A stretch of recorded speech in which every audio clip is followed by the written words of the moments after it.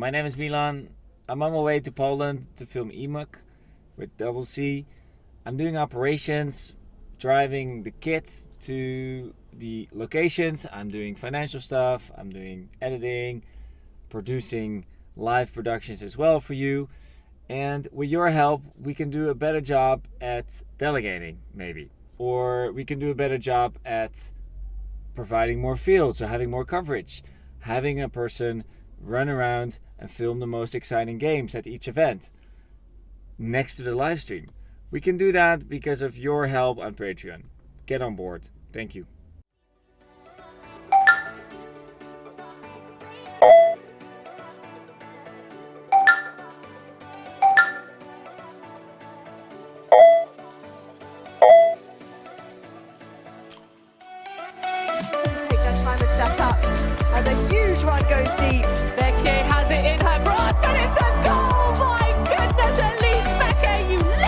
Breakside Murphy, and then floats that one out.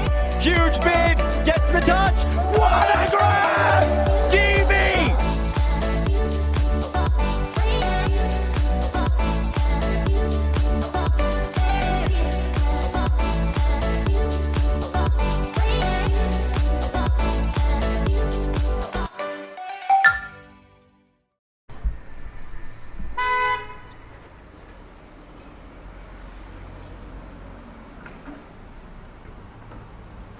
Help us go electric, become a member.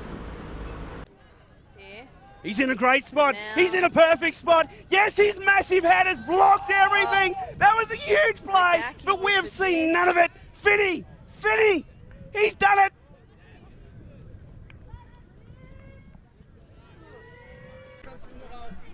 Hi, this is West. Me and my camera have been covering Ultimate Frisbee since 2012, and now I've been working with ULTI.TV, streaming Ultimate Frisbee for you. And if you become a patron member, we can offer you more contents, especially those games that, you know, they are not live stream and they're happening at the end of the game. Half of it I can move and go in there and stream live. So become a member, go on ULTI.TV.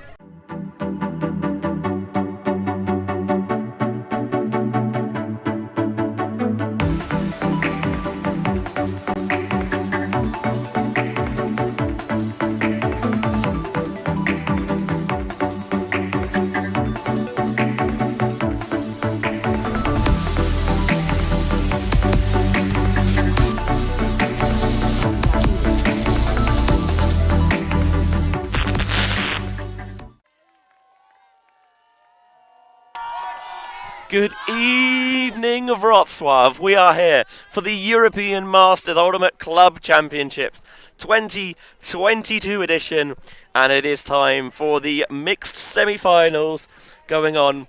Over towards our left, we have Heidi's coming up against Puk, who we saw triumph in the quarterfinal against the Amsterdam Ultimate Club. But here on the show pitch, we're bringing you coverage of BEEFIRE from Italy up against Reading Ultimate from the UK. It is Benjamin Rees back in the booth for this final game of a splendidly sunny Saturday, joined, as always, by my commentary partner in crime, Rachel Tashnerova. Hello and welcome back. Also from me, my ears are about to fall off from all that long-standing headphone pressure. Yeah, I know, it's weird, isn't it? But I am willing to endure that for you to bring you this late evening semi-final in the Mixed Masters division. Very excited for this game. I hope it can beat even the last excitement. Look, I'll be honest, that honestly after this weekend, I cannot recommend that you go and rewatch that Uprising Hardfish game again. I won't spoil the result, but what a game it was. But we're going to start this semi-final with a brick. I think the biggest opponent at the start of the game will surely be the sun that is staying low and will get directly in the eyes of the Reading players for now. By the way, it shows what I know because it actually went out a bit earlier, and they're going to take it from the sideline with Alex Rogers. Swings to Roberts. Faking the underneath pass, takes it at the second option, it's Webby. Webby turns, isolates the dumpers, Rogers. Reaches out the right hand to claw that one in. Godbold Down the far sideline, very nearly the run through D, but was able to sneak it through to Bignell. And behind the target, game's first turnover, and there's the second. Just getting a little ahead of themselves there. Reading picking it up quickly as well. Shot down the far sideline, and towed in brilliantly by Roberts for the game's first goal.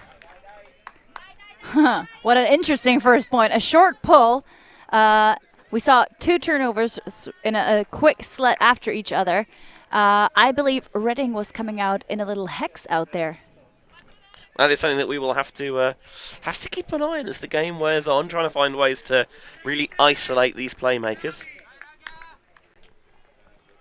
I'm going to see a first O-line of the game for BEEFIRE and a first D-line for Reading, and we're seeing the various hand signals for the gender ratio. You see the arms out to the side there, held parallel to the ground. That is the signal for 4 female matching players.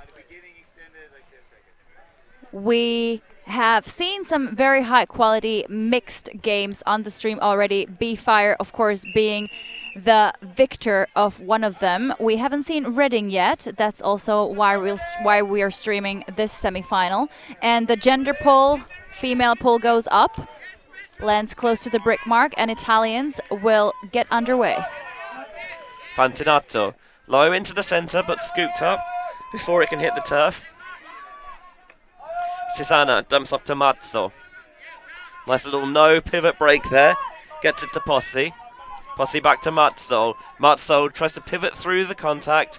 Maybe a foul called here. Just Wakefield on the mark. Known to many in the UK community as special.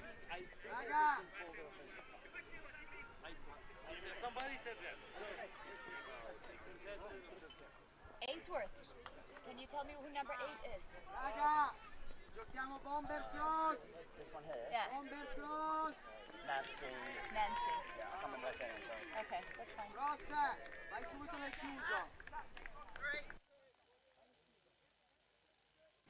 Just hope she does nothing. Just a miscommunication there, coming off that stoppage. The turnover hits the floor. Early opportunity for the break. And it's immediately shot deep by Gumby, and he finds his target in the end zone. Gumby has an absolutely monster arm, and he used it to full effect there, finding his target in the end zone. I think it's Flores catching the game's first break for a 2-0 Reading lead. Gumby's the sort of player who, especially in really windy conditions, can win you the game on the strength of his arm. But this time, on these still conditions, well, for a thrower with his quality, it's an absolute dream. Good secure catch from Flores. She was underneath the disc. It was coming straight at her, and she just took it down with both hands.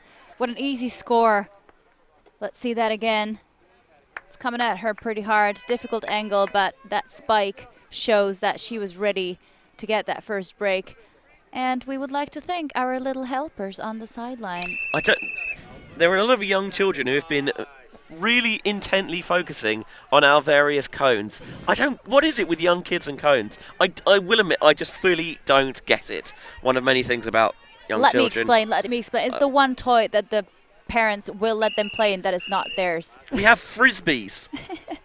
We have multiple Frisbees. Anyway, that's beside the point. Kat Ashton pulls towards the far sideline. Centering pass goes to Possi. Now back towards the far sideline. Here's Mazzo. Mazzo into the centre of the pitch for Pagano.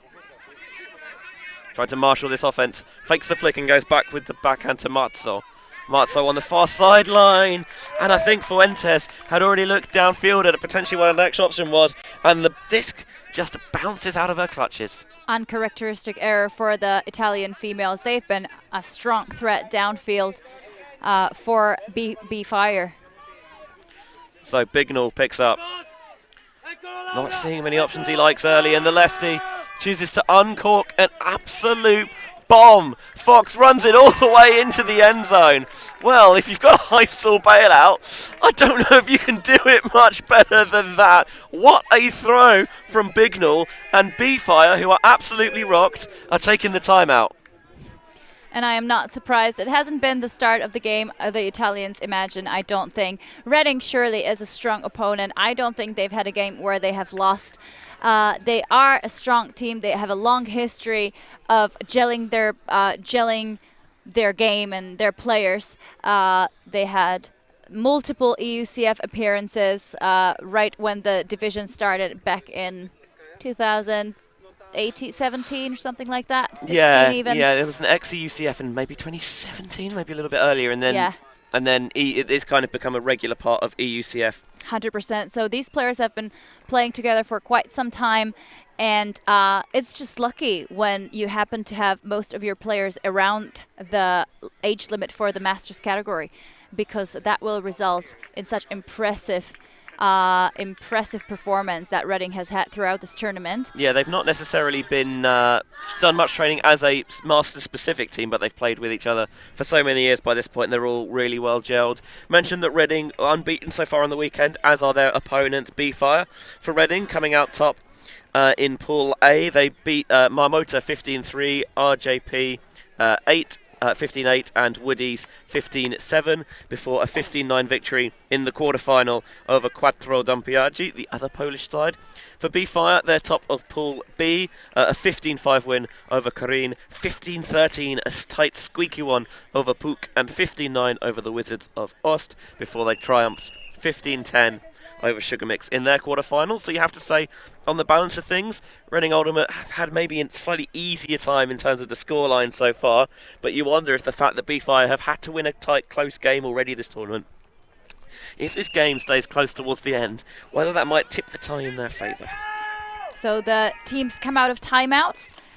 BEEFIRE will start on offense once again, and will look for a clean hold this time to focus on defense. Yeah, after a couple of points, gender ratio flipped, so 4 guys, 3 girls. Cheeky little push pass down the line there to Matzo. Finds the target, pick downfield. Nice little slap of hands between Matzo and Wigfield. The 2 players on the field wearing the highest numbers for their There's sides. not many other sports, Benji, where your opponent shows you pumping muscles and the other one just goes, yes, of course, and gives you a high five. Yeah, it's like, oh, I appreciate that. Maybe like proper old school bodybuilding. Look at that, love it. Again, that no pivot backhand into the centre. This time it's Kalanka who's waiting. Back into the hands of Posse. Posse with that flick around, there's a pick in the middle. So even though the disc has landed in Fantinato's hands, I don't think this is going to stay there and it's going to go back. Both sides sticking with match D for now, as you would expect with such athletic teams. Bignell's a long way off on the mark, and when he eventually gets there, he's broken right towards that far sideline for Crosetto. Crosetto scare with the poach D. Yeah, just about squeezes that into the centre. And another pick call. Scott, he's got that compression sleeve on his right calf. Go and catch up. Not a pick call, they were just pointing upwards to show that the disc was up. Kalanka, downfield to Fantinato. Posse on the run, makes the catch. Upline cut, throws it out quickly before Wigfield can close the gap. Looking at the reset, gets it beyond Bignell, but actually in the end it's Crosetto who made the catch rather than Posse, and now he finds Matzo. Bignell's being given a license here to try and gum up those lanes downfield and poach a little bit. Really try and force that handler movement and stop those big gains downfield. But that time they find it through to Kalanka. And Kalanka's shooting for the end zone. There's going to be pressure underneath it. But a brilliant grab to stick the catch there over the defender by Beatrice Cesana. And it's 3-1. I would really like to point out Reading's marking. I think that, like, those effective marks, hard-working marks, are making the downfield defense so much easier for everyone. I haven't seen a good mark, a consistent good mark throughout the depth of the roster on this stream yet, and I think Reading gives a great example. They're really taking away all the entire break side, focusing on taking away the dump first, then the inside, and really forcing the leading passes over the defenders. excellent stuff. Something to watch out for. A huge shout out to Tim Roberts and Ben Eng of Flash, who have just brought round some well-deserved, in my opinion, beverages. Kings among men, the pair of them. As we're seeing the spin pull come out of the hands of Maurizio. Ainsworth catching. First time we've seen a Reading O-line since the game's first point, when they did turn, but got it back literally on the first pass, and then worked it in calmly. Godbold going short. Just about flicks that one over the top. Now on the near sideline, Roberts. Keeping the disc short to Ainsworth. Italians putting the zone on. I would guess it won't be too effective against a team like Reading. Cheeky little high release backhand. Gets through from Espinoza. Back to Roberts now. They're on the run for a little bit, but they're taking their time. Now they've got a bit closer to the end zone. Everything's getting cluttered and congested close to the disc, but Byford comes back to be that bailout option. Reading now moving backwards to maybe open up some other options against the zone. It's just a question, I think, of just taking what's available to you. Could be, could be. But credit to this BEEFIRE zone, because it's causing a few problems to these experienced Reading players. That time it's the over-the-top from Byford to find Espinoza. Back into the middle to Byford. Low release, and that's stolen away from Pagano. Brilliant layout D, getting low to the ground and got his hand all the way wrapped round it to prevent knocking it away. High release here to Vitali. Can BEEFIRE find their first break? Vitali with another high release back to Pagano. If it ain't broke, don't fix it. Pagano trying to throw through the contact, completes it. Temporin has it on the near side. Down the line, catches the defender's back turn. It's going to hang a little bit, but not a problem to be reeled in for the score. And BEEFIRE do indeed break back. We're just the 1 point down now at 3-2. What an incredible effort from the Italians, and what a break. And I think the commentator's curse at its finest, Benji. As soon as I say that the zone is probably not an answer to the strong offense of Reading, they do turn it over eventually, and the Italians waste no time, haste for the end zone, and get one break off of Reading back. Yeah, Roberts is just caught peeking in the backfield for a split second too long, and that's all the opportunity that Temporin needed to squeeze that down the far side, the near sideline, into Francesca Arnelli, and it's only 3-2 now. And the whistle will open up another point. Reading again starting on offense, this time with the sun directly in the eyes of whoever will pick up the disc for them. Just another obstacle that you have to try and navigate in these evening contests. Gender ratios flipped back. Bignall stops the roll. And it's picked up short and then dished back to him by Rogers. A couple of couples on this team, the Rogers and the Bignalls. Here's Mark. Squeezes that one down the far sideline to Roberts. Roberts back to Bignall here. Is that another lefty handler I'm seeing? It is indeed, and I will tell you, he's got the full range of tools in his locker. And some wonderful heckling from the sideline as well, who called him the biggest tool in the locker. And you know what? I appreciate that from his teammates. I'm fully going to repeat that on stream and take the credit for it. Thanks, Cashton, I think it was. Careful with that. He married a Czech after all. Oh, I can't see any problems with that. They're lovely people. Here's Bignall. Again, trying to marshal the offense downfield. Wicked inside flick to his other half, Teresa Bignall. Back in Mark's hands now. Trying to squeeze that one over the top towards the far sideline, but he got it wrong and he knows it. Roberts had leaked through the backside of that dome on the far side, but it was way undercooked. Served it raw in the end. Incredible. I am so surprised that this zone is causing so much trouble. It really doesn't feel like the Italians have to do much to force that turnover. On the other hand, the Brits just, working really hard and looking very on the edge and trigger happy. Whereas there's really no proper pressure from that zone. But here's a turnover again and another chance for a break for the Italians. They will need a second one. Here's Pagano taking a timeout. Well, that's one way to start your offence. Don't like what you see after a couple of seconds, and he thinks, rather than wait for a high score to try and release this, try and sort out the problem early by burning the tee here and giving an opportunity to get your offence set. That's their second timeout of their half. And we're going to take the opportunity to take a little break as well, but don't worry, because we'll be right back with you.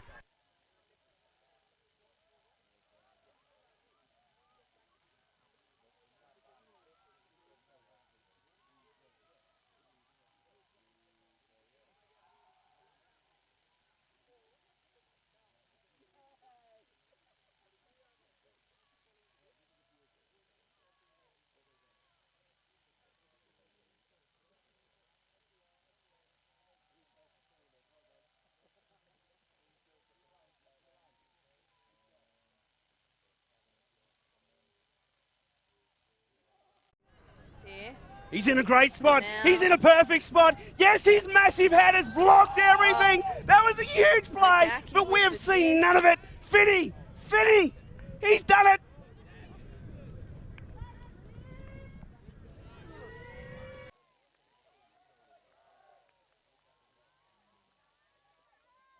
Both sides break their huddles after this timeout. You are watching ULTI. He's in a great spot. He's in a perfect spot. Yes, his massive head has blocked everything. That was a huge play, but we have seen none of it. Finny, he's done it.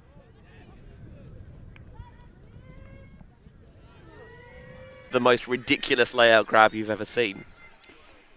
And so far, the Italians have managed to bring back one break through the use of their zone, and they have just, before we went into the timeout, generated another turnover off of Reading, and will be looking to get their second break. Had a lovely shot there of players respecting the 3-metre line. Love to see it. But after the time, brought this to the front of the end zone, did Pagano, and there was a whole lot of nothing going on downfield, so he took the timeout to remonstrate with his teammates. And now they're going to go with a side stack rather than setting up in the middle of the field. We've seen Reading employ the hex offense, and I wonder if they will continue with an attempted flex defense. And the throw is overcooked. Was looking for Bart Zassi, but the Reading players were there waiting for it. And now with no mark, just play a little bit of give-go down the field. Run the gauntlet as far as you can. Bignall going every other. And pick in the middle. That looks pretty picky to me.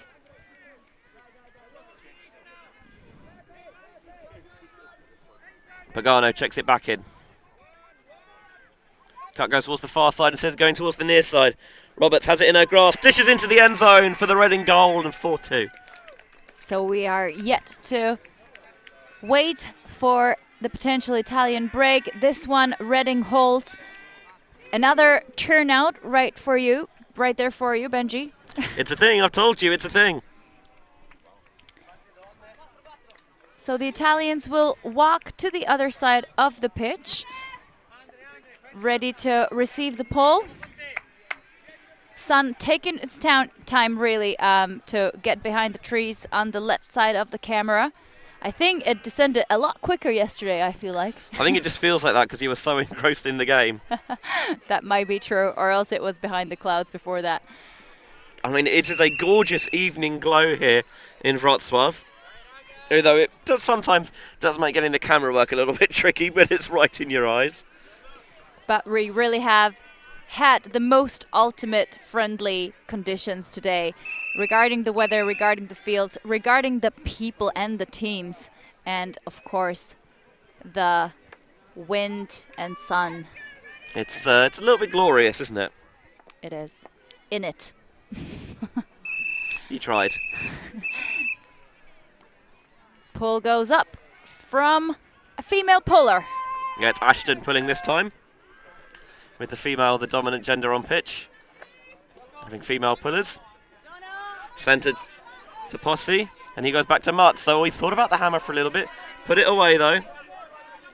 And now here's Fantinato on the sideline to Facchini, but it's stolen away there by Bignall. Centres to Rogers, quickly gets rid of that one. Give go between Bignall and Gumby. Those two have played together for so long. They need to look at each other to know what they want to do. Gunby But a little purpose in that backhand fake. Just goes towards the near sideline. Bignall plants, comes underneath. Squares to pivot towards the middle of the field, and he got this one wrong as well. For all the good things he's done this game, he's had a fair few throwaways as well. I can't believe Reading got rid of that break opportunity so easily with a throw that just goes out of bounds, doesn't even get the receiver a chance to have a go at it. But that's just what happens, and Reading are still up in this game, working the hex. That has been doing pretty good things for them, and Italians will go the other way, of course now stuck in the corner. Yeah, Posse brings it in and immediately wants to get it straight off that line, so he swings central into the end zone to Kalanka, who has it back in his hands now. Just forcing them to play it around the back, trying to steal a short field here. But dealing with it well. I'm seeing another lefty handler on the side of Torino, Benji. It seems like every team here has one apiece. It's a really handy weapon to have in your arsenal. Backhand goes to the lefty, Posse. Posse back to Mazzo. Mazzo with that low release sides its way through the cup to Fuentes. Fuentes with the around, back to Posse. Again, they're keeping position. There doesn't seem to be too much threat on any of these passes, but they're not really gaining any field position with it. And I will tell you why, Benji. The reason being that they cannot get any mismatches downfield with four girls. That time, Bignall tried to steal in there and knock the disc away before Facchini could get there, but he might have been a split second late. Torino are keeping all their players, all their male players in handling, meaning that they're unable to create any mismatches downfield, and they're basically just waiting for Bignot to get the D on one of the girls when they try to move it forward. That time a nice little thread through the couple. Oh, he got rid of that quickly, and thankfully, from his perspective, the receiver was there to reel it in. Again, like, shows the hammer once, twice, and then a very demonstrative push pass. Mazzo tries to stretch the field all the way to this near side, just outside the end zone. Can BEEFIRE find their way in? Here's Mazzo, goes central to Posse. Posse wanted the little pop in there, didn't see it. Mazzo again trying to direct traffic downfield with his fakes. This time the low release, that dad-style barbecue backhand towards the forehand side. Finds its target in Fuentes, and it's 4-3 to Reading. I have a feeling like there was a clear confusion on Reading's side, whether they were sticking with their zone all the way or switching to match. Something coming from the sideline, something coming from the players on the field. They eventually decided to stick with the zone, but they were unable to set it up in a way that would really prevent that last easy pass into the zone. Good job for the Italians that they kept looking for the opportunities. Nonetheless, it's just an offensive hold for them and means nothing right now in this game. Just seeing a shot of some of the other games going on at the moment. As BEEFIRE have the disc in their hands ready to pull with Merciata Maurizio.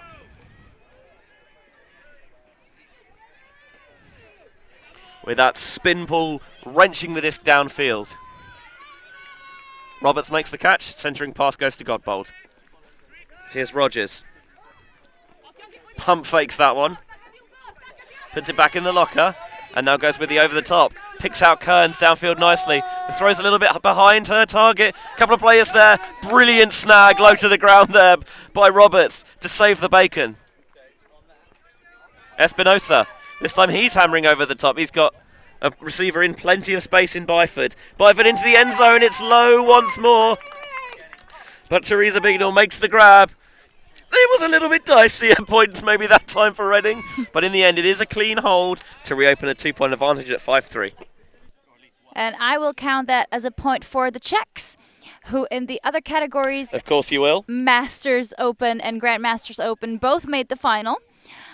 We will see that on the stream tomorrow. But Benji, I can't get over the fact that we had to take the game to 5-3 for these excellent, experienced teams to realize that there is some space behind the second cup with the zone. It's just they've been going for these short passes, generating turnovers on themselves, basically with no pressure from the defenders. You're just saying they should just lob it over the top? Well, Reading did just that in this point, and it worked perfectly. It's just a matter of basically positioning and also having eyes not just for the closest player next to you, but also a bit further downfield.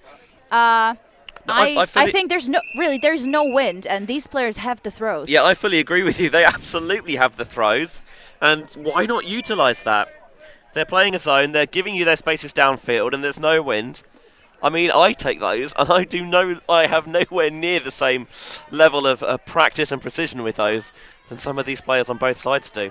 Ladies and gentlemen, this is what happens when you watch Ultimate all day. You become so smart that you could advise the best of the best, no problem, any day. See, do as I say, not as I do. That's the key. It's going to be a split stack here for the Italians, and they're trying to sag off into that lane. So they take the dump to get the disc moving so they can start possession. Nice little pop into the centre there for Matzo running through. Again, that no pivot backhand layout. Oh, I think he lost it maybe when he landed. The question is, did it ever hit the ground? What a pose, what a pose. Somebody take a picture there, quick. Crosetto is holding it towards his knee. We're going to get a second look at it on the replay. You just get that hand there, and that's pretty down in my opinion.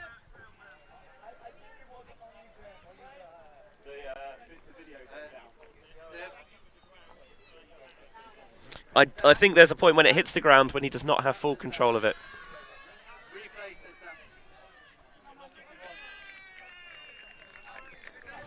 But credit that turnover to us. I am joking, but it's nice to see players of this experience knowing that if they need to, they have the video available. They had a look at it and decided that it was a really valiant attempt from Crosetto, but there was a point when it hit the ground before he had full control, and that necessitates the turnover.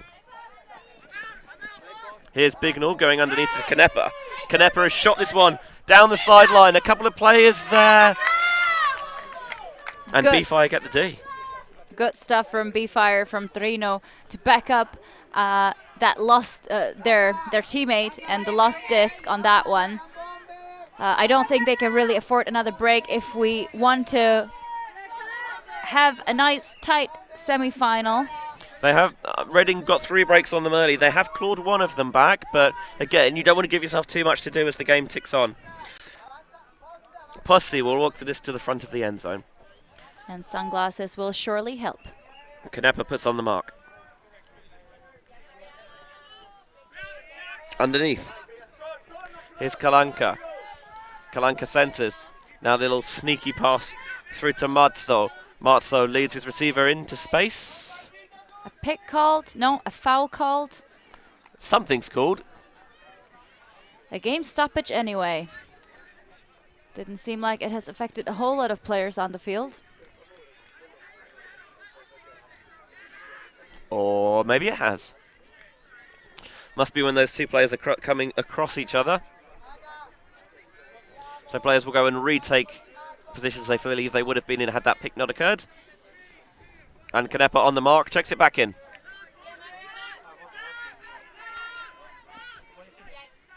Downfield, finds Fantinato.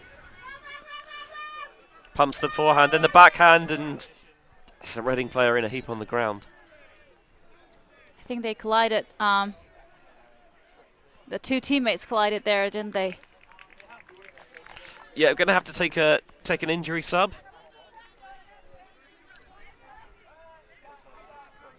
I think it's Roberts on the far sideline who's come on as a replacement.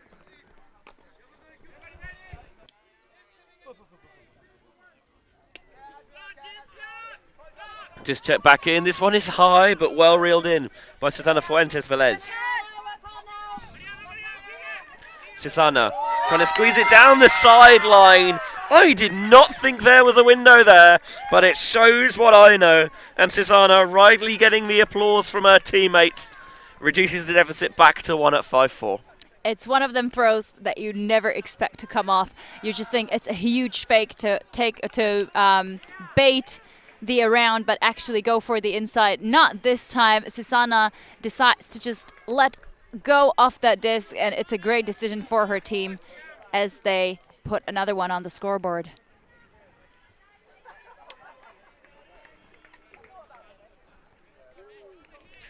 See it again, Sisana thinks about it, and then, oh, that low release just whips it underneath the mark of Ashton into her target, Kalanka, in the front of the end zone for the goal.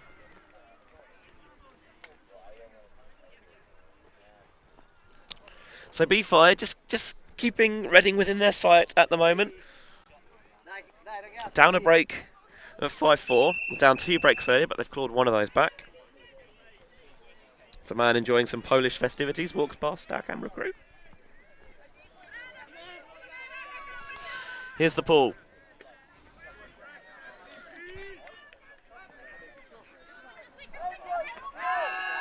Rogers finds an option he likes. He wants to shoot deep to the end zone for Kearns. Oh, she's wide open. And she's in the end zone as well. And boy, is she happy about it.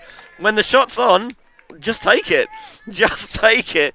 And wow, taken immaculately.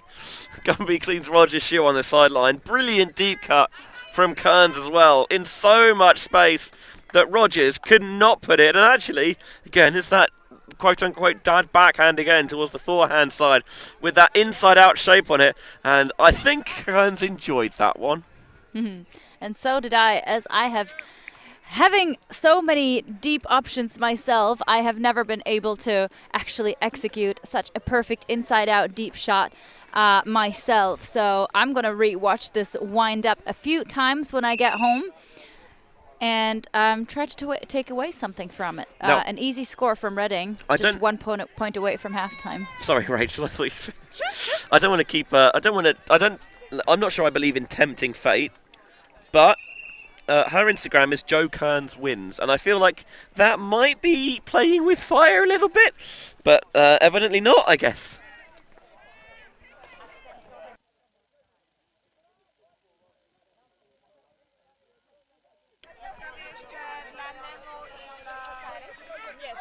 Here's the hammer now, coming out from BEEFIRE. Brilliant way to access that space on the far side of the field. Kalanka, back to Matzo, and Matzo now to Possi. Here's the deep shot from Possi. This might hang a little bit. Bignell's trying to claw it away, and he timed that well to make sure that he didn't come steaming in to his opposite number, Fakini, and just palmed it over her head instead for the D. So not a clean hold. Not a clean hold for Italy. It won't be, as they try to postpone or, prolong the first half.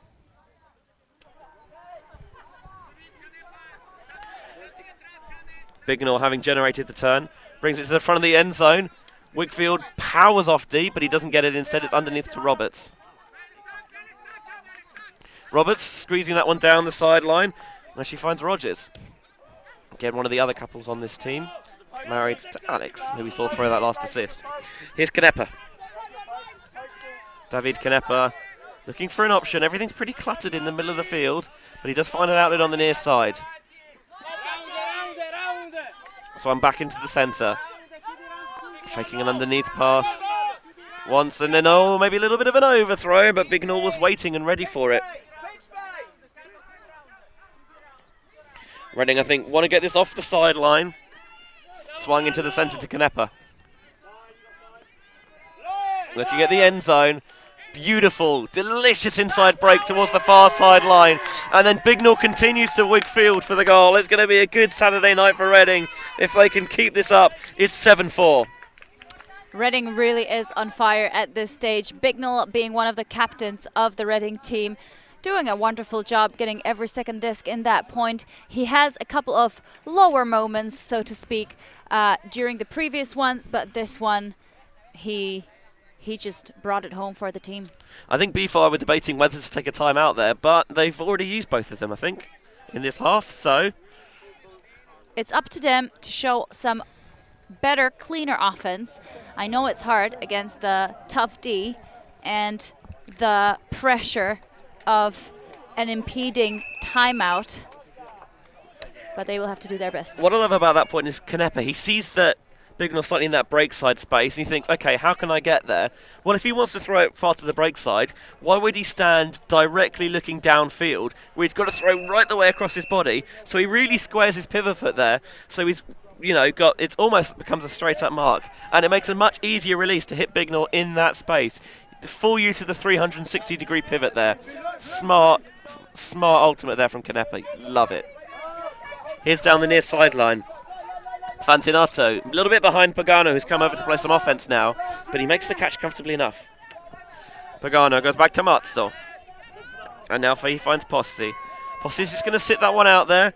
Reeled in well by Crosetto, wearing that cycling-style hat into the tattooed arms of Pagano. Pagano, he just feathers this one into the end zone and gives the receiver a chance to make a play, which she duly does. Brilliant offense there from BEEFIRE as Laura Fantinato makes the catch for 7-5. An important hole for BEEFIRE to stay in this half. That was pretty crisp from the Torino team as well. I don't think Reading is too bothered. They know they just need to punch one in after this one. Yeah, that would take them into half. Up 8-5. Let's see another replay of that flick. OI. Great read. Secure two-handed grab.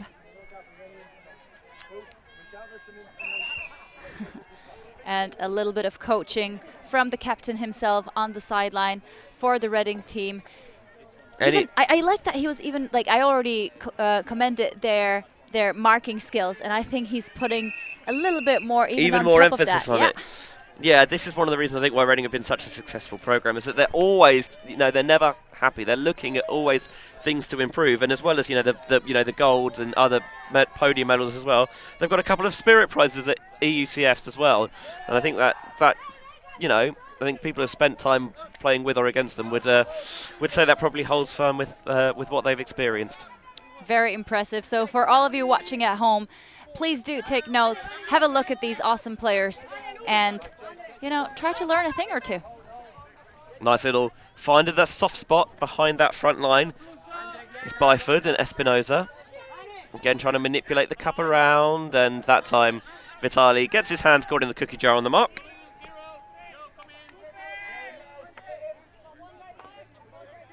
I think Espinoza was trying to get things sorted before he checked it back in, and Vitali's like, you probably shouldn't be doing that, which is fair enough.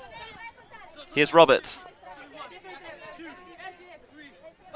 Goes back to Espinoza. Espinoza's just going to pop that one. Finds a player leaking out of the far side. Good find to the hands of Webby. Dishing it off quickly now. Byford faking that scuba. Before Espinoza with the over-the-top to Roberts to bring in half. Well, maybe some of that indoors experience that we get in the UK coming in handy. Utilising, if not necessarily the overhead throws, the overhead fakes as well, and picking the moments brilliantly. Roberts in the end zone for the goal to give Reading the 8-5 half-time lead. Good game, but so far, Reading feel just like they've got a little bit more in them. They do, Benji. And I do think it's mostly just the habit that's keeping these Reading players from firing those overhead shots a bit more often, because there is very, very little wind, and the conditions for such smart and creative throws are there. We will see if we get to see them more in the second half. Yeah, so Reading with an 8-5 half-time lead, and it looks like it's 8-5 on the pitch on the far side as well, between MCP and Woodies, I think that is. But we're going to take a little bit of a breather now while the teams do the same at half-time. We're going to get hydrated, stretch off a little bit, so we're in peak form, ready for the second half here of this mixed semi-final at EMUCC 2022. Your half-time score is Reading 8, BEEFIRE 5. Hi, this is Vest. Me and my camera have been covering Ultimate Frisbee since 2012, and now I've been working with ULTI.TV, streaming Ultimate Frisbee for you. And if you become a patron member, we can offer you more contents, especially those games that they are not live stream and they're happening at the end of the game. Half of it I can move and go in there and stream live. So become a member, go on ULTI.TV.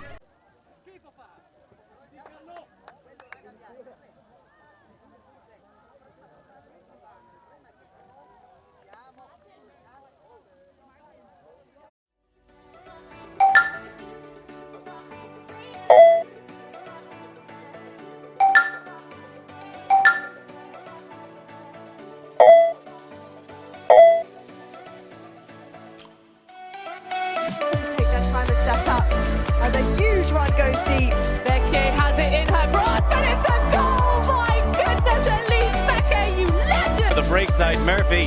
And then floats that one out. Huge bid, gets the touch. What a grab! DV!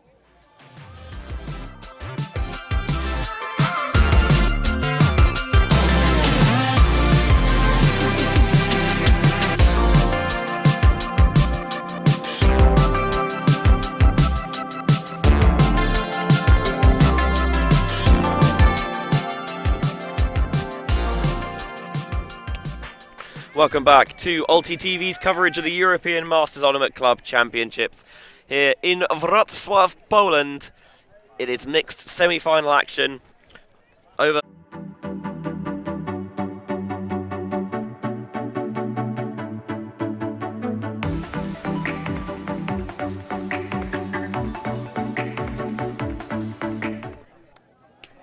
Welcome back to the European Masters Ultimate Club Championships 2022. Mixed semi-final action from glorious Wrocław, Poland, reading up 8-5 on BEEFIRE elsewhere on the complex.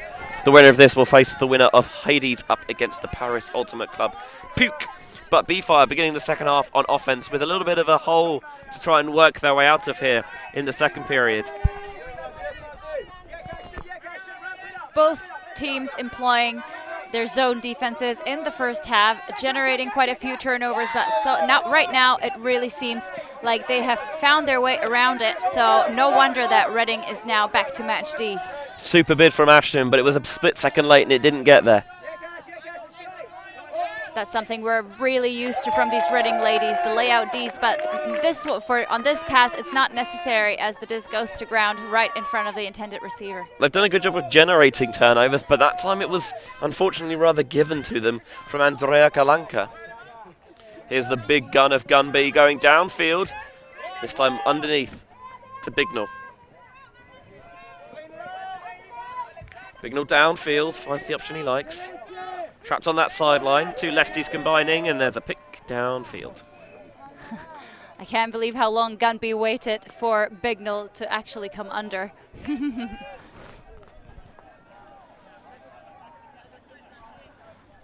The bearded Bignell has it. Tries to sit this one out to space. Good communication there. Ashton calls away Gunby. Still count rising a little bit, just trying to sit the hammer there. That is a spectacular catch from Wigfield. Still count rose quickly and just had to get the hammer out, and it was difficult to read because it was helixing, but gave the receiver a chance to make the play, which Wigfield did, and it's 9-5. What's there to wait for when you just got the D and you have the vision of a potential break right in front of you? We see the Italian coaches from Ultimate Torino on the sideline trying to figure out other bits and pieces of tactics that could be brought onto the field by the Italians. Is there any advice that you would have, Benji? Because I'm struggling. I think first things first, last offensive point, you just turfed it. It's annoying, but that happens. You know, every now and again you will get throwaways, you will get turns, you will have drops. Just try and put that out of your mind. There's a lot of this game where their offense has looked really good.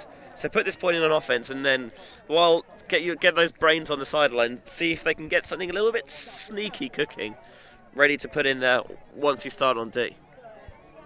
I think that's a good call. So let's see if the Italians will listen to you as they receive the poll. I mean, I wouldn't. I don't know anything. Here's Posse. Comes, oh no, I thought he was going to take the underneath, but he turns, finds Fantinato. That's a lovely break here to Pagano. Demonstrative fake. Back into the hands of Fantinato. They've moved more handlers back into this, more female handlers back into their handling core. Facchini down the sideline. Finds the option she likes in Crossetto. Going to swing this all the way across the pitch. It's going to sit a little bit, but that's not a problem for BEEFIRE. There's the clean offensive hold that their fans would have been looking for. 9-6. Great offense and some lovely Italian gestures of approval coming from the sideline. A little kiss from the tip of the fingers of their hands. That was really nice. It was flowing. There was that one cheeky around throw for the upline cut, then a quick movement to the other side and finished off. Yeah, that's the one. They move it towards the middle. No, that's the one. That's the one. Quick movement to the middle. Defense really running hard to get there on time. But there it is, a wide swing into the end zone. And it's that timing so that, you don't see what you like downfield. You turn, you're already seeing the handler make that cut to get free. They're catching the reset, they're continuing, and they can already see that that cutter downfield has made that option. It's got that break side separation, so you don't have to wait. You can just put it straight out there into space for the goal, and 6-9 is the score. Lovely offense. Now it's out for the defense. Pagano booms the flick pull deep. Rogers and Espinosa playing it between themselves to get this possession underway. Low around to Roberts. Pumps the backhand. Goes underneath to Byford. Byford looking for options. Turns, finds Alex Rogers as the reset. Rogers rips it. He's looking for Byford. He's got separation deep, but that is a brilliant D from Crosetto. Byford's hit the ground rather hard. And I think Crosetto took a piece of his player's hand in the process. But no call. No call on the field. The turnover stands. Just maybe got slightly too much underneath this one, and Crosetto just got there in time. Was a hefty collision, but no call. Turnover stands. Can BEEFIRE earn one of these breaks back? Pagano rolls that round break to his target and collects the dump for almost super dump style for a fair few lot of yards. Little pop back from Max Vitali. Pagano, he's gone for the flick one more. I think this maybe played it out of his hands earlier than he thought it would, or alternatively, he got it just right and I know nothing. Here's Fuentes. Yeah, Brown on the sideline agrees that I don't know anything. I think that's probably a fair call. And also a call on the field, a pick to stop the quickly progressing Italian defensive line offense. And Crosetto, after getting the D, will throw the assist as well. He finds Andrea Temporin for the catch, and BEEFIRE have earned one of those breaks back. It's 9-7. Two more to go, Benji. 2 more to go. I mentioned this yesterday when they played, but Temporin spent some time playing in the UK. Actually started playing the game on a year abroad at the University of Southampton, which is very near to where I live now, and so probably has some idea kind of where Reading is. I still don't know if it's a real place. It's like near Legoland, right? Sure, yeah. It is, by the way. It's kind of west of London. When the Crossrail finally opens, you can get easily all the way through on the train. That will never happen, by the way. I don't believe it. Seeing some players enjoying the festivities. I think there's some Volpettinger land. Yeah. Just soaking in some sun and having a few beverages. But maybe going quickly back to Temporin, did you know he won twice in a row, Tom's tourney? That's some achievement, to be fair. Pretty symbolic, given that Tom's tourney is happening right now in Bruges. He also has a bronze medal from Worlds 2019 as a coach for the Italian U24 O-line Open. I remember the Italians did very well that tournament. Beat Japan, I think, in the bronze medal. Yeah, Japan in the bronze medal match. And Temporin is also a fellow lawyer, but a criminal one. So does that mean he does illegal lawyering? It means that he can get a jail out. How do you say it? Get out of jail free? Yep. Sure, why not? Card. Here's Bignall with an extra set deep, almost the pitch length honey pass. But take the hockey assist, and Bignall whips it into the score.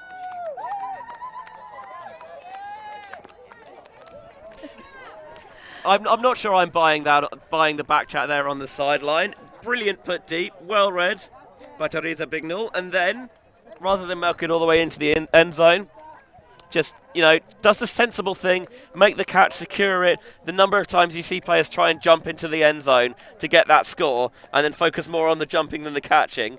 It's just infuriating, but finds the outlet pass shortly after in the form of Hannah Roberts for the goal.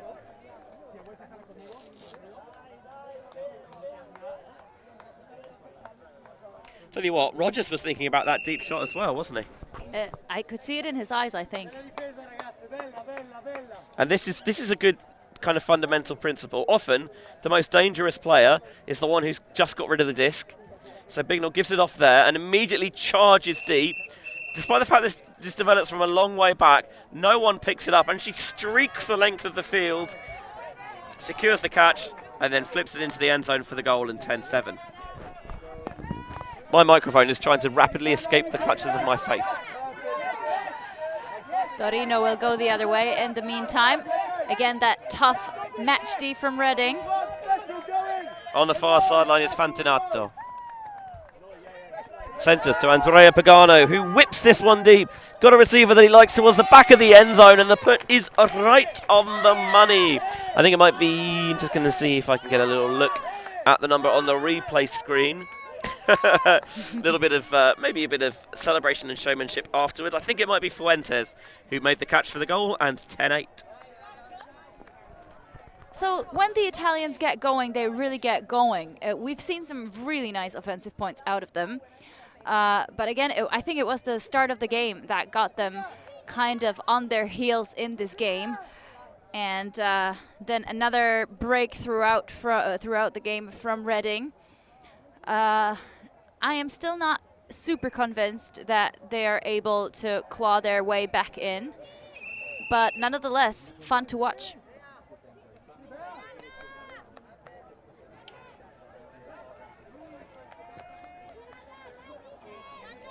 So 10-8 the current scoreline. BEEFIRE running Reading closer than any other team has so far this tournament. Can they continue to close that gap?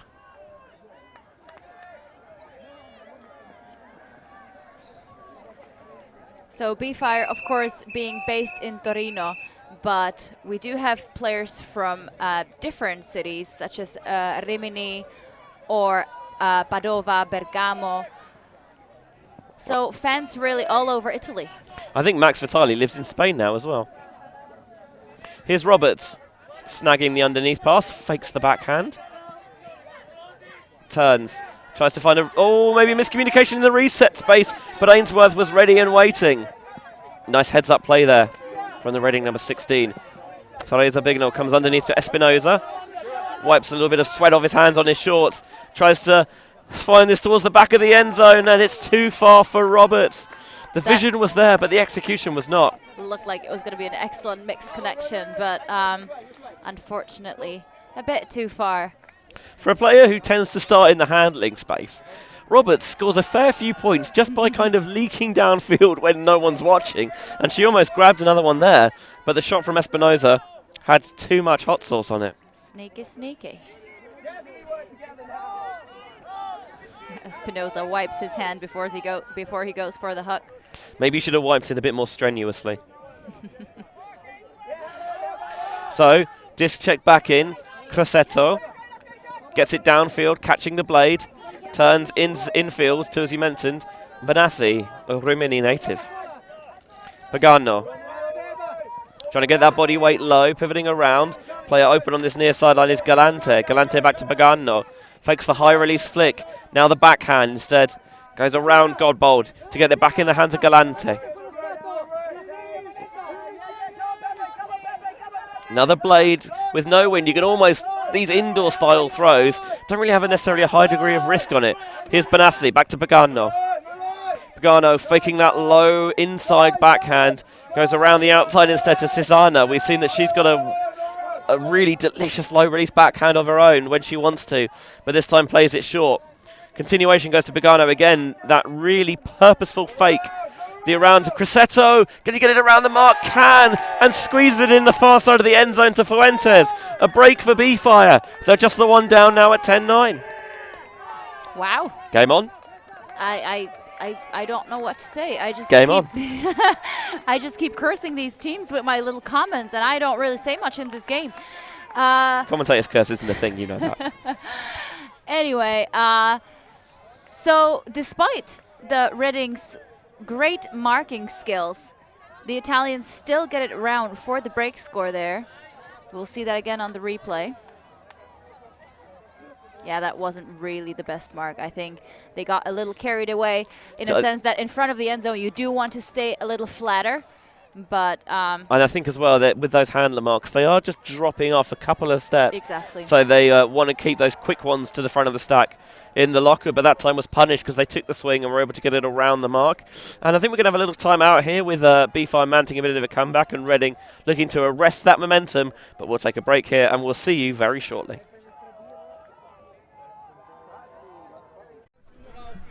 Hi, this is West. Me and my camera have been covering Ultimate Frisbee since 2012, and now I've been working with ULTI.TV, streaming Ultimate Frisbee for you. And if you become a patron member, we can offer you more contents, especially those games that they are not live stream and they're happening at the end of the game. Half of it I can move and go in there and stream live. So become a member. Go on ULTI.TV.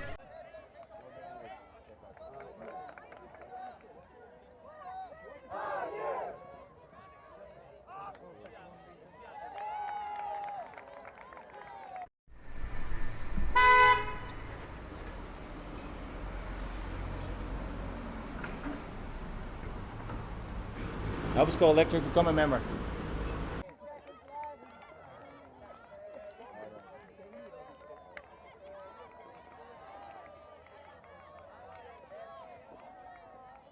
Welcome back to ULTI.TV's coverage of the European Masters Ultimate Club Championships 2022. You can see the sunset over to the left of your picture. And the question is the sun setting on one of these sides' hopes of a gold medal here?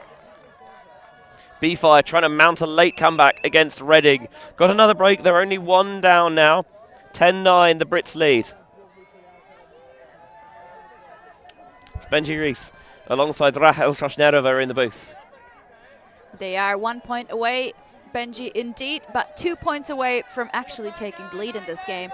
And once again, Pagano bombs the pool deep with that flick. Centering pass goes to Rogers.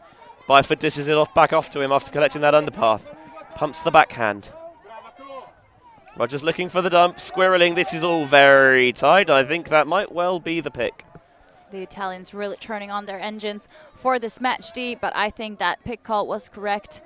Yeah, the angle on that cut from Bignall just took Vitali too close to Pagano.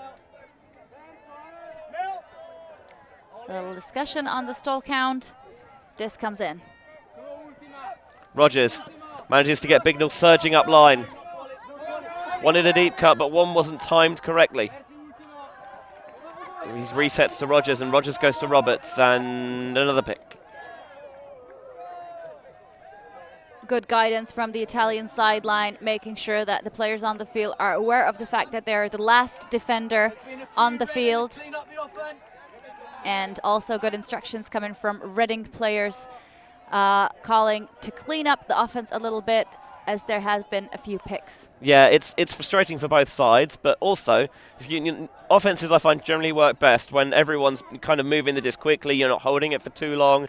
It feels natural and it flows. And if you're causing picks, well, then you're not having that happen.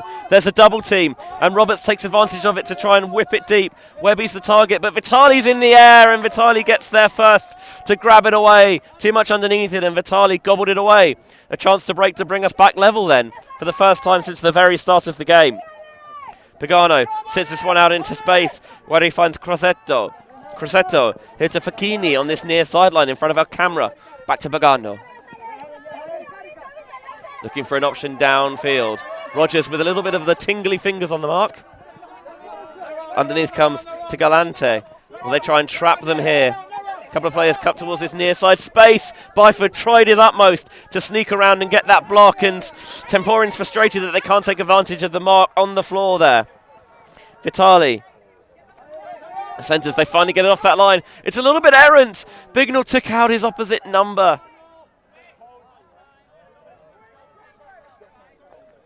And that's going to be a call. Player is down.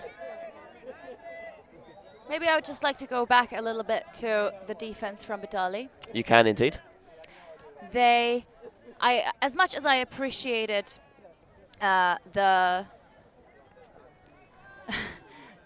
the effort that he put in to make that D clean, he did have two players from the opposing team collide underneath him. And as he caught that disc, he really wasted no time. I felt like at least a look at those two players to make sure they're both all right would have been a sign of good spirit. But in fairness, this is a semi-final.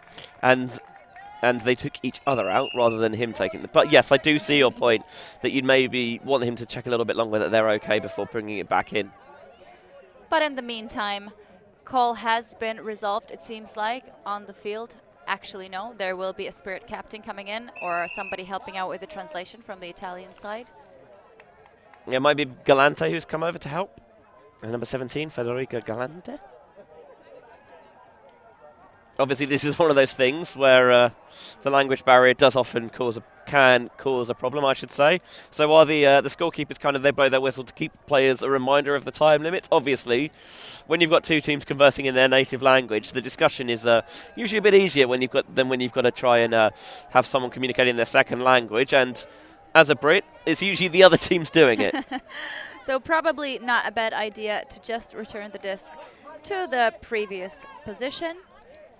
Galante has it back in a grasp. Roberts trying to work out what the stall count is, make sure everyone's set and checking it back in. Goes to the lightning quick Pagano. Nice little offhand to Galante on the sideline. And you can see that they're in no mood to get trapped there because they're getting it off quickly. Working it all the way now to the far side of the field. Crosetto. Back to Pagano, a little bit low, but he'll catch that no problem. Again, that purposeful fake travel called, and he resets his pivot foot pick downfield, so we'll just go back anyway. Yeah, Pagano definitely dragging his foot a little bit there. I think that travel was a reasonable call. Yes, when he's leaning out for that flick, that back foot does skim across the turf somewhat.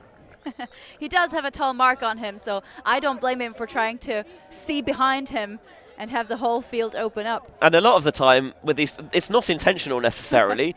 it's almost subconscious. You're just trying to peek around the mark and you can't quite keep that back foot in position. So discussions are getting a bit longer as we near the end of this tight semi-final. Not much between the two sides. Reading just the 1 point ahead with BEEFIRE chance to bring it level at 10-all, and they've not been tied since we started at 0-0. That's right, so quite an exciting moment.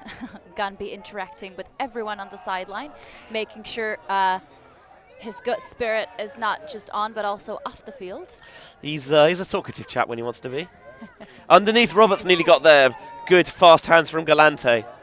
Catch in spite of the pressure, and now shooting towards the end zone where they've got the goal and the break, and we're level.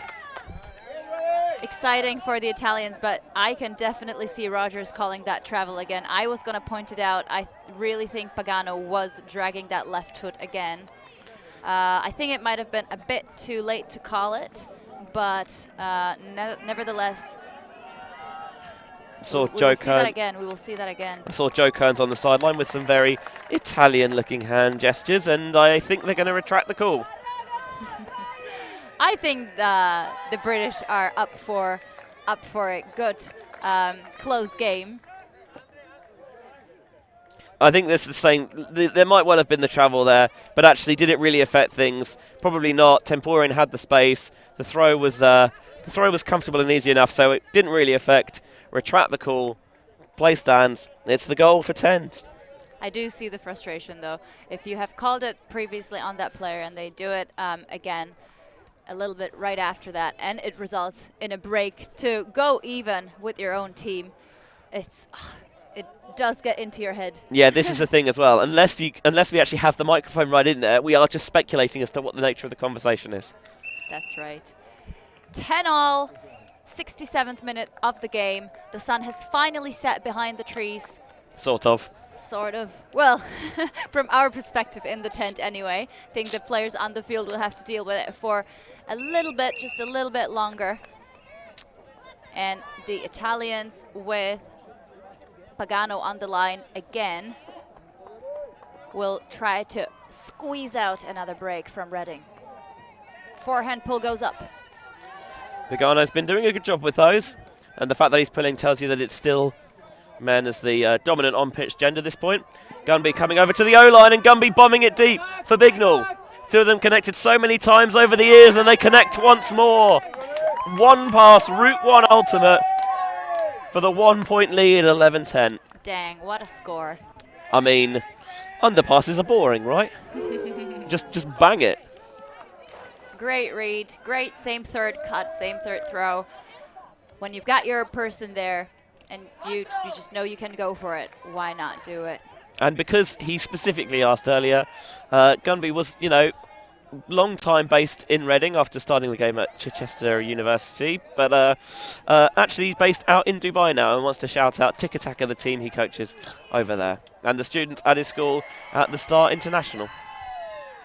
A number of top European players disappearing in the Emirates. I remember Rodriguez, a long-time Yaka player. I think she... Yeah, Daniela Rodriguez. Yeah. Oh, what a player. I think she has ended up there as well. I wonder if she keeps on playing. Yeah, there's a fair few expats who make their way to the Middle East and to work out there and play their ultimate there as well. And some of them come back to Europe and grace the European scene with their presence as well.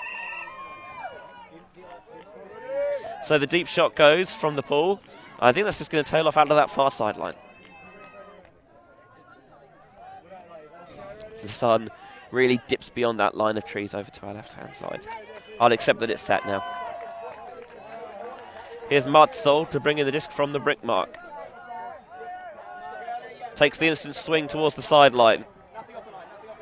Kalanka forced backwards to Matsol, swinging around to Posse. Posse back to Matsol. I think Posse's going to try and take up line as the mark peels off to stop that. Takes the opportunity to plant, go back into the backfield. Matsol rips it deep. Well read by the Reading defence, and Bignall swats it out of the air dismissively. I think Torino will regret that decision. It's too late in the game to make mistakes like that if you've just managed to come back. One of the reasons I really love watching and playing mix is that I think it really rewards players with good field awareness and good field vision. And if you're guilty of locking onto receivers, you can frequently be punished as they were there. And if you've been playing for as long as Reading have, you are very much aware. Oh, and Torino strikes back. What was I saying about locking onto receivers, not seeing the field as a whole? Fantinato was ready and read the thrower's eyes. 122 picked the other. Espinosa's throw was blocked by Fantinazo, and then she went straight to the end zone for the goal, and we're tied again at 11. And see, you've got to see the field as a whole. And that is a bookends for this Italian lady. Wow. Wow, what a point. He sees the deep shot. It's a good deep shot to take, but he just can't get that elevation on it early enough, and it's right into the waiting hands of Fantinato. She's already motored off tee. By the time the Reading defence are ready, it's too late, and she's in the end zone for the goal. I'm surprised she had the hands on it. It must have been a hell of a bam into her palms, that deep shot. Yeah, but, that will sting, I reckon. But you said that it was missing the elevation, just like the deep shot from Reading. From Torino themselves a few seconds before that. Crazy stuff.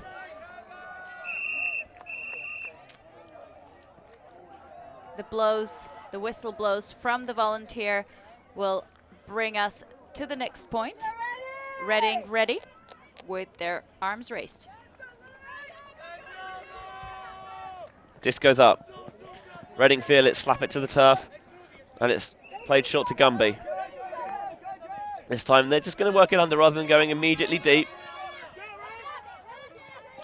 Roberts looks, finds the best of, oh! Bignell underneath made the drop. Nearly caught her by a maiden name there out of habit. And now Pagano looks deep. This would put them in the lead. And BEEFIRE have it on the throw to Fuentes. They've come all the way back to lead 12-11. Maybe that experience in tight games earlier in the tournament. That 15-13 pool play win over PUC coming to bite here. What a stark punishment from the Italians. Just one shot for the break. Fuentes Velez again with that score. She strikes deep. She has the speed. 2 defenders closing in, but she just secures the catch for the break. Wow, what an surprising turn of events. An uncharacteristic individual error there from Redding. And all right, that was 1-2. A break on the 3rd pass, but a great example for mixed ultimate. And what a put from Pagano. Yeah, 2 defenders there, Webby and Bignell, but neither of them could get close enough to touch Fuentes. And just like that, BEEFIRE in the lead. Yeah, Reading behind for the first time all game, so they're going to have to hold here and see if they can find some breaks. They've had a few this game, but BEEFIRE have eaten away at all of them and now put themselves in the lead. About 17 minutes left to the time cap. I wonder if this will be the first game where we actually reach it on the stream. The way these teams are playing, I think whatever happens, we're getting a game to 15. Here's Roberts. Byford comes underneath after Bignell clears out of the lane. Looks, Espinoza's motoring up line. Vitali thought about getting the bid, but it was too far out in front. Espinoza has it in his hands. You can hear the sideline getting loud. Webby underneath. Trying to find a way to square up, to find that mark. Gets it around Pagano. Makes the grab. Really good layout there from Alex Rogers. And immediately moves it on to Bignell. Bignell comes underneath, finds the receiver that he likes. I can almost physically feel the pressure from the Italians. And they're trying to blade it round the sideline. Oh, that is a shot of beauty for the goal. 12-all. Reading stays alive. Another lefty shot for the save.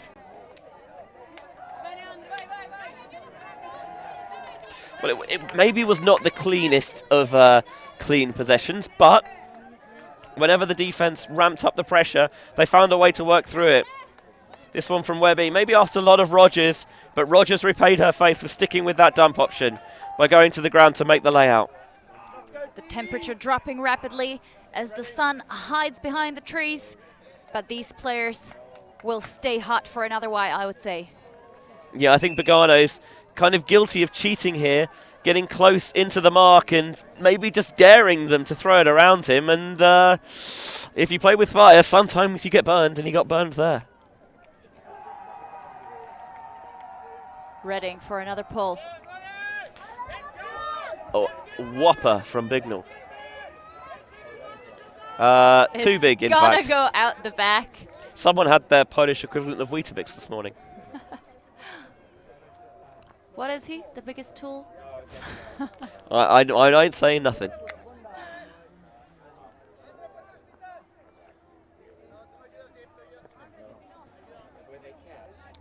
And seeing Brownie there on the sideline, I cannot help but mention his girlfriend Rachel Turton, another Rachel T, a great player of Smug Ultimate, recently gotten into disc golf.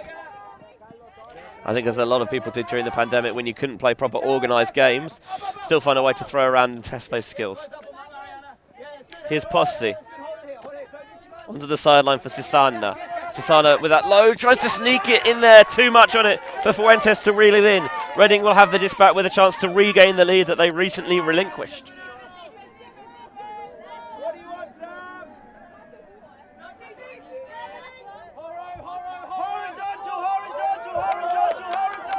Reading decides to switch to a host last second. Canepa underneath, looked off. Gumby wants to rip it deep instead. I thought this wasn't the highest shot, and it's unorthodox, but it works to Bignell. Guess when you've played with each other for long enough, you kind of have that preternatural ability to know where they're going to be, and then on the next pass into the end zone, it's Canepa of Mexican international for the goal. Reading break and retake the lead at 13-12. Wow. Great game again. The teams have really stepped up, both their offense and defense, in this last part of the game. Trading, and not really trading, but really overtaking each other. I wonder who's going to come out on top. Yeah, this is it's an interesting look. I'm not sure whether Bignell was the original target or whether it was Wigfield, but it doesn't matter because they made the catch all the same. At the start of the point, I was wondering if it was going to be one of them Gunby Bignell two-man show. And whether intentional or not, it turned out to be a little bit. Yeah, and then just Canepa, a couple of players making that cut to the same space, but good communication. We saw in previous games where players, they didn't really have that, and it's caused some drops, but that time, just Canepa takes the initiative on that occasion, or is given the initiative. Of course, again, without hearing it, we're not exactly sure how it played out, and he makes the catch for 13-12. Right, disc in the hands now of Mazzo. Mazzo to Possi. Underneath, squeaks that one through. Collecting it short is Bartzassi. Goes back to Mazzo. Feels like I haven't called Bartzassi's name that much this game, but trying to see if she can step up late in this contest and call in the centre of the field. Maybe a bit of a push off there from Pagano. I think Espinosa just called a pick on Pagano. There are a number of game advisors on this Reading side, so I'm sure they all know the hand signals. This gets tapped in.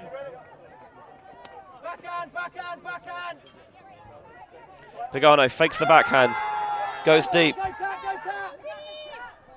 Wow, wow, that was just incredible. I was just about to say that, who was that? Fuentes Velez yet again. She was way too deep for a deep shot from Pagano, who he had it on. So she pulled to the front. I thought she was going to make way more space for that throw. It turns out she didn't really have to. All she did to do was turn around and create that separation for Pagano to put it out there. Yeah, motor towards the front of the end zone. Infinite trust in the receivers. The throw is right where it needs to be, and so is the cut as well to tie it at 13 apiece. Meanwhile, in our other semi-final, PUC versus Heidi's. Heidi's unbeaten so far this weekend after a universe point victory in the quarters and over RJP. And, well, I think their unbeaten tournament might be coming to an end because PUC, who've lost just the one game, going down to BEEFIRE in the pool stages, were 14-10 up last we heard, and that is game. So the winner of this game will face PUC in the finals. It could be a pool play rematch between BEEFIRE and PUC, or could Reading Ultimate hold on here? It is so tight. Pool goes up. Fielded by Rogers, a little bit behind Gunby, but not a problem. Can feel the tension. Gunby uncorks a bomb. He's looking for Webby, but there's a defender in the way, and she gets the block. Brilliantly done by Facchini. What a play for Facchini. She reads the disc really well, gets into position early, and generates the much-needed turnover for her Torini brothers and sisters. Pagano walks slowly to get a bit of rest, as he has been on for quite some time now. Yeah, he's going both ways. At the moment, can he power their D-line offense to a break that would put within 1 point of the final? Looking underneath to Cressetto. Cressetto on the floor. Gets that little push pass out again. They're not afraid to use that. Here's Temporin to Sisana. Back to Temporin.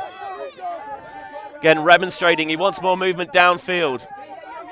Might have to take the short space reset. Squirreling to try and get free, or an ugly throw, but it worked to Sisana, and that's the important thing. Pagano unleashes it deep, trying to find a target. Can she read it? No, the defender's there. It's still alive. And at the second attempt, knocked down. Kearns and Webby combining. Foul called by the receiver, Vanessa Bartzassi.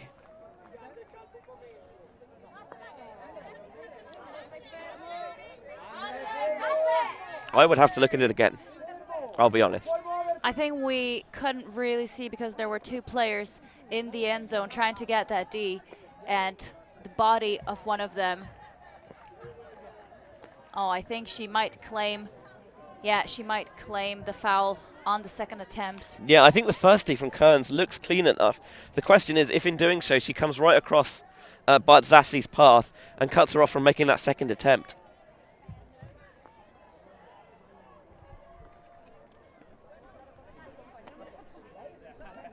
So we have 3 Reading players trying to clarify with the player calling the foul.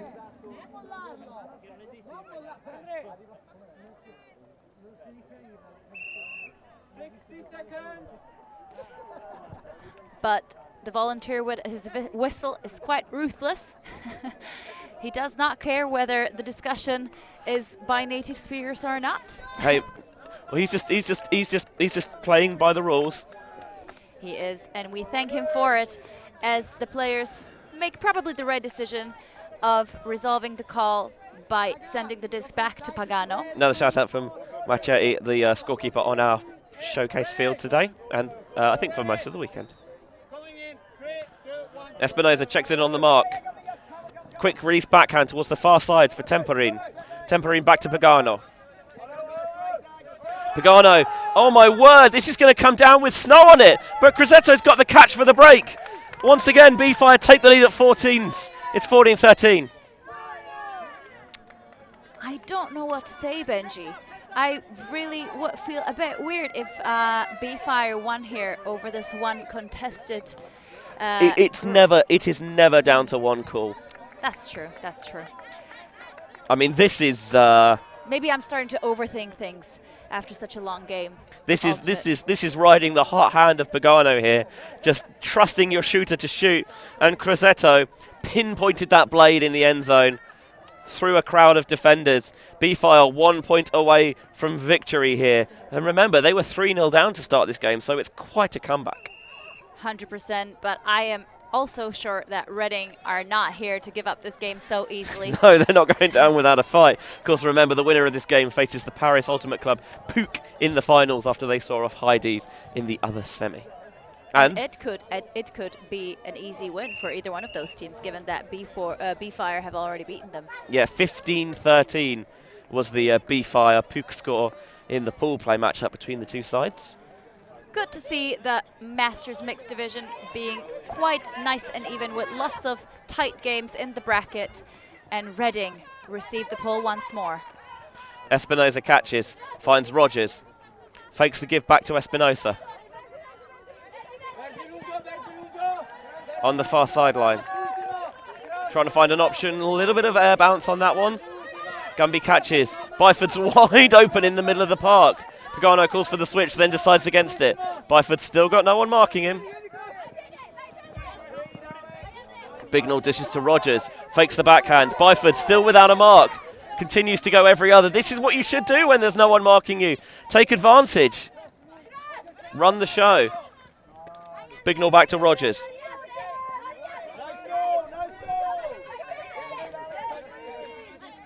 Rogers to Bignall underneath, in towards the centre of the park. Byford gets there before the closing defender, Temperin. Now Byford back to Gumby. Fakes the first backhand inside. Still count rising. Bignall shooting forward the far side of the end zone. See if he can hit the poach in Byford. But getting above the pack there is Bartzassi, who's become a real force late in this game. Quite unclear what the situation is right here. It looks to be the hand signal to me for an uncontested foul. It is, but I'm not sure if... Okay, yeah, uncontested foul, so the disc will go to the end zone line. Great spirit late on. Yeah, I think Pagano's trying to come over the back of Byford there and impedes him from making that jump. So checked in, Byford to Rogers on the end zone line. Fakes the backhand, goes back to Gumby. Might take the underneath here to Espinosa. It's Universe. Reading 14, BEEFIRE 14. For the first time on the stream, for your evening pleasure, ladies and gentlemen, Mixed Masters semi-final, Reading from Great Britain and BEEFIRE Italy will fight off this one on Universe. I mean, you could not get any tighter than this. This is like me trying to fit into the same pair of jeans that I wore 10 years ago. Believe me, folks, that ain't happening. I was tiny at that point. I mean, I'm still short, but like, filled out a bit, I'll put it that way. Espinosa, you see there towing the line at the front of the end zone. Still trying to get that energy going, still trying to get that hype into his teammates. Both sides will choose their universe lines here. And they will have to think about it deliberately and pretty quickly as we hear the whistle from the volunteer once again. On evens, the gender ratio stays the same from the previous point. So 4 male matching players, 3 female matching players. Let's see if they can stick to some good mixed ultimate. For Reading, from left to right, it looks like Webby, Wigfield, Bignall, Ashton, Rogers, Espinosa, and Roberts. Bignall with the pull. You can see for BEEFIRE, Fantinato's out there. So is Mazzo. You've got Fuentes, Cisana, Crossetto, Pagano, and Possi as well. So looks pretty much like a simple O-line. BEEFIRE just backing themselves to get the score. Starting from the brick mark and with a side stack with isolation on Pagano. Espinosa trying to make himself as big as possible on the mark. Roberts poaches in the lane temporarily, and they take advantage to try and take the shot deep. Can they close in time? They can't. It's BEEFIRE for the finals. Wow, Benji, what a game. The Italians knew exactly what they were doing. They were isolating their women downfield, waiting for Pagano to get the first pass, and then just go for the shot. Roberts tried to clog the lane, dared them to make that throw, trusted that the deep defenders could close that gap, knock it out of the sky. But credit where it is due for BEEFIRE, because they were in a real pickle at plenty of points in this game. But they fought hard, they dug their way out of it. And on Universe, your final score here is Reading 14, BEEFIRE 15. We've got a rematch in the finals with BEEFIRE taking on PUC, the Paris Ultimate Club, a game that ended 15-13 in the pool stages. Commentators curse all over the place, Benji. Not a thing. I am not going to blame the players if they decide to put all the blame on me for this one. I was doubting BEEFIRE to actually come back in this game, and they do. They do a great job. Awesome comeback, great spectator stuff, great live action. Last game of the game, we couldn't have asked for more. Right. That'll draw an end to day 2 of our coverage here on ULTI.TV's broadcasting of the European Masters Ultimate Club Championships 2022. But oh boy, if you thought these first 2 days were good, and let me tell you, you're right, these first 2 days were freaking phenomenal. Don't worry, because it gets even better tomorrow, because tomorrow is finals day. It is, and thank you for the teams, because without your excellent tight games, I don't think we would be able to keep the energy up all day, Benji. No, so first up we've got Grandmasters Open, Silence version 4.0 from the Czech Republic taking on Zimmer from the UK. Silence version 3.3 are in the Masters Open final. Afterwards, they'll be taking on Hardfish from Hamburg, who we saw in the previous game here today after they vanquished Uprising. And in the mixed semi, as we mentioned, that pool play rematch between BEEFIRE and PUC, the Paris Ultimate. So if you haven't had enough of the Czechs so far, I guess that means me, you will have plenty tomorrow in both Grandmasters and Masters Open final. 2 phenomenal games to finish this Saturday here at EMUCC. It's been a glorious couple of days in Wrocław, Poland, and the best part is that the best is yet to come, as if that is scarcely believable. So you know the deal by now. You can watch all these games on demand, at your leisure and at your pleasure, for free, thanks to ULTI.TV. If that is something that you want to support, then you can chuck a couple of currency to our Patreon page. You can play in your native currency as well, so you don't even have to do conversion. And for a little, as a pint of beer or whatever measure where you are a month, you can help support ULTI.TV, bringing you free live coverage of this weekend. You can check out the highlights from day 1. Day 2 highlights will be coming out hopefully tomorrow morning. We're also live at Tom's Tourney, so you can rewatch all those games on demand as well. There's finals day tomorrow there, and of course you can watch finals day here live tomorrow as well. www.ulti.tv is the place to find out all that information. But for now, I think I need a beer and a lie down. This was Benji Rees for you all day, together with me, Rachel Dushnarova, bringing you live coverage of EMUCC. We're going to pack up for now, but we will surely be back tomorrow. It's going to be a bumper day. I cannot wait to see you there. The first final Grand Masters Open starts at 11 o'clock local time. That is Central Europe. Hi, this is Vest. Me and my camera have been covering all of our crew, Rob Henderson, Milan Bovenkamp, and Nicholas Hohi-Yen. It's been an absolute pleasure to be here with you, and don't you dare think about doing anything else tomorrow, because we will see you on the other side, and it's finals day. Ultimate Frisbee since 2012, and now I've been working with ULTI.TV, streaming Ultimate Frisbee for you. And if you become a patron member, we can offer you more contents, especially those games that they are not live stream and they're happening at the end of the game. Half of it I can move and go in there and stream live. So become a member, go on ULTI.TV.